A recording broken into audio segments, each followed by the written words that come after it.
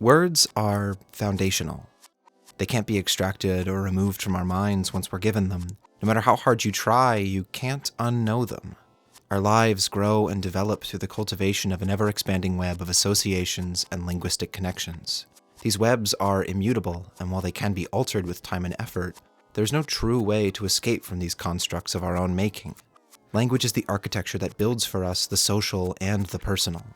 I invite you to try to look at a familiar object, natural or man-made, and attempt to have the experience of observing it without using language in any form. Don't describe its shape, how it makes you feel. Just try and feel the existence and the presence of yourself and that object in the moment. Pause here if you'd like to try it.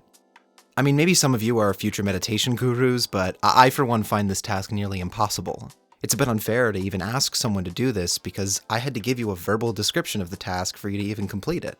How could you complete a task without words if you can't even understand the task itself without words? I spend so much of my life writing and attempting to find the right words to fill an infinite number of semantic gaps that everything I observe is full of language and relationships I can't unknow or unfeel. To be clear, this isn't a good or a bad thing, but it does speak to how essential to human life language is. Art, like all languages, is a means of articulation. It's a translation of emotion into language in many respects. The syntax may be brushstrokes and the grammar might be in 4/4, but whatever the shape, we are expressing ourselves in any and every sense of the word. The ways we express ourselves, though, don't always fit cleanly into each other. Many folks have predispositions, both cultural and personal, that make communication between these different languages difficult, whether music, visual art, theater, or anything else. It's easy to find modes of expression in all shapes and sizes across the world, but connecting them and creating understanding between them can feel impossible. Even in supposedly monolithic cultures like the West or the United States, good luck bridging the gap between something like pop and classical music. They're made of almost all the same stuff in many cases, unlike in some situations, yet their aesthetic goals are so different they almost never intersect anymore. In an era where it feels more and more like colonial structures have decided for us what should and should not be art, I think we owe it to ourselves to push back and reconsider the narratives and cultural values that are weaved silently into the webs we build our lives upon. Mutual understanding isn't always possible, but there is an emotional truth to communication of every sort I think we owe to those around us. You might wonder what this diatribe about communication and art has to do with our show for today, and well, it's got everything to do with it really. Fune presents an atypical scenario for us. It's not uncommon for anime or manga to use traditional narrative formulas on unconventional or seemingly mundane subject matter. Usually it's a means of encouraging more interest in a subject, or it's done to get your attention because of how jarring the contrast is. Just check out the stuff on screen and in the description for a glimpse into what I'm talking about. Often these works serve a fun and semi-educational function while remaining quite familiar and conventional in their execution. Yet Fune presents us with a subject more mundane than most, without taking much of any interest in sugarcoating the process whatsoever. The story follows Majime, a socially awkward man with an encyclopedic knowledge of words and a strong emotional insight into their meaning and purpose. He's recruited by a small and unique team in the dictionary department of a major publisher and spends the next 13 years in one form or another producing a dictionary known as the Daitokai. The show mainly focuses on the lives of Majime and his co-workers throughout the production process of the Daitokai, cutting away at points to delve into their personal and romantic lives. What makes the show so thematically complete despite a frustratingly short runtime is how every element that is present in the story directly serves and relates to its core themes. The story and the conflict within this narrative want desperately to share with us the value of words, and the difficulties we often face in trying and even failing to communicate our feelings with other people. The dictionary that our protagonist is working to complete is presented as a critical tool to helping people better communicate and connect with each other. This core belief that dictionaries serve not just as historical or academic reference documents, but as living roadmaps to personal expression and emotional fulfillment, asks us to re-examine what we think a dictionary is for, and why that should matter. It even asks us to consider perhaps that dictionaries may be art, just like everything else. The story does not rely on tropes or cliches to hook in its audience either. It believes deeply in what it has to say and has the confidence not to beautify the dictionary-making process beyond recognition. The story is of course a character drama, and so things beyond the ordinary do happen at times, but the primary source of emotion here is in the character's passion for their work, and you can't easily fake something like that. As a part of developing the Daitokai, Majime and his co-workers have to resolve for themselves what the purpose and value of their efforts are. Establishing the philosophy of the Daitokai takes up a great deal of the show's runtime as a result. Dictionary making is not a known art to most, and thus, by making the discovery of the dictionary's necessity and philosophy critical to the narrative, we as audience members are given the context required to share in the passionate aspirations and efforts of these characters. As a result, the show successfully asks us to acknowledge that creating a dictionary is often dry and requires over a decade of painstaking labor in a social and economic climate hostile to its production, but also that it is still an endeavor worth dedicating your life to. Fune Amu does of course recognize the perceived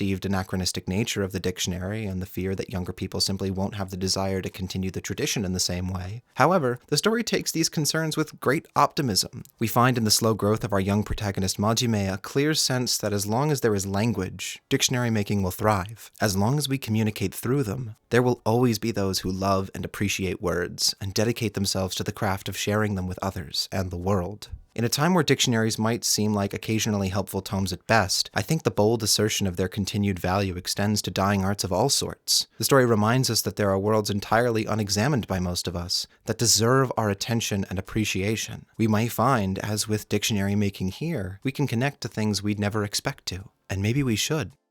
To finish things off, let's talk about connection from a slightly different perspective. Stepping away from the grand artistic standpoint we've been taking the story from now, Funeo Amu often addresses the deeply human desire to connect and be understood by others, and in showing us the challenges of being understood, implores us to see the impact and value of language. It leans heavily into the comedic irony of characters supposedly making a dictionary, struggling to find the right words to explain their emotions to others. The unity of purpose between the character development and the story's thematic core only serves to strengthen the emotional impact of the narrative, and gives us critical elaborations on why these ideas matter in the first place. I don't like to belabor over plot details because it's easy to get lost in the weeds pretty quick, but I do think that we should talk about one scene in particular. Early on, Majime finds himself interested in the granddaughter of a close friend whom he lives with, and attempts to write her a love letter. He first shares the letter with his coworker Nishioka in the hopes that he can give Majime some feedback on it. Upon reading the letter, Nishioka is dumbfounded at its complexity and incoherency. It barely even reads as a love letter if you can read it at all. Nishioka initially plans to rework the letter from scratch, but upon further consideration, realizes that, while hard to understand, the letter is the truest articulation of Majime's feelings you could ever find. Nishioka photocopies the letter and hides it in the office, but encourages Majime to share what he wrote as is. And let's just say it worked out for him. Later down the line, a new coworker joins the team. Early on, she struggles to connect with dictionary making and fails to recognize Majime's attempts to express to her the value of their work. She finds the letter with the help of Nishioka, and after reading it, her perception about the work and Majime changes entirely for the better. It's through this letter she finds the confidence to assert herself and make the work her own. In both cases, Majime's clunky and often oblique attempts at sharing his feelings serve to convey his true self more so than any polished attempts could. This letter serves as a fantastic example for us on how language, even when we struggle to produce it, is a vital means of connecting with people. Seeing the way Majime writes and thinks and feels is how he establishes love and finds friendships. If his writing had been simpler or more direct or dumbed down by somebody else, it wouldn't have been Majime. Experiencing his confusion and witnessing his often challenged efforts to explain himself and connect with others is how people come to understand and value him. Sometimes the right way to say something is the longest way. The push and pull of language and how we fight it and fear it and need it is what Funeo Amu shares with us so beautifully. Language is so universal in its scope and in its value that I hope you can see why, even when it's a show about dictionaries, it can speak to us and our lives more than we could ever expect. Funeo Amu is a remarkable and deeply resonant experience, and I hope some of you will take the time to enjoy it for yourselves. Thanks for watching. Oh god, that's over. This is for a little competition that Pause and Select was doing for anime video essays about lesser talked about shows. I got other shit in the works, don't worry. I don't know if anyone cares, but if anyone does care, there are things down the pipeline. I don't want to like announce anything that won't come out, but I got an essay that I wrote a while back that I never recorded about the Midnight Gospel that will hopefully exist at some point. Writing a video about Lisa right now because I just played through those games. Got something about SNL too. There's gonna be a whole bunch of shit. Look forward to it. Using this as my sort of kick in the pants. I'm on a college break now, so I should have some more time to just dedicate to sitting down for 5 days and just editing. It's weird. It was weird for my first 3 videos because I kind of made them all back to back.